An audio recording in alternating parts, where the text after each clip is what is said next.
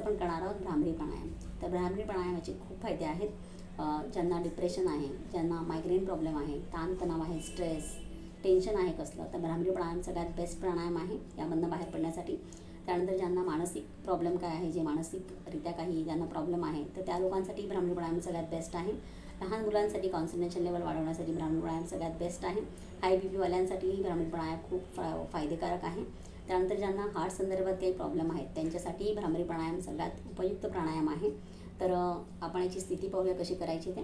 तर आपण काय करणार आहोत, आपण आधी आपली 2 अंगठे आहेत ते आपण कानावर ठेवून घेणार आहोत. त्यानंतर आपली रिमेनिंग फिंगर्स आहेत आपले बाकीची बोटं, तर 2 बोटं आपली हॅप्रोचवर ठेवणार आहोत आणि बाकीची 3 बोटं आपण अशी ठेवू शकतो डोळ्यावरती अलगद, किंवा तुम्ही 2 बोटं डोळ्यांवरती, 2 बोटं नाकाच्या बाजूला, 2 बोटं आपल्या ओठांच्या बाजूला असणार आहेत. आणि आपण आपली जीभ जी आहे ती आपली आतमध्ये रोल करून घेणार आहोत, टाळूला चिटकवणार आहोत. आपली श्वास घेणार आहोत आणि श्वास घेऊन आपण हनीबीचा मीन्स आपलं भुंग्याचा आवाज किंवा मधमाशीचा आवाज काढून आपण श्वास सोडणार आहोत. श्वास घेणार आहोत आणि आपण श्वास सोडत आपण भुंग्याचा आवाज करणार आहोत. त्यामुळे आपल्या डोक्यामध्ये व्हायब्रेशन येणार आहे एक प्रकारचा. तर असं आपण 5 ते 10 वेळा आपण हे करणार आहोत. तर आपण सुरू करूया.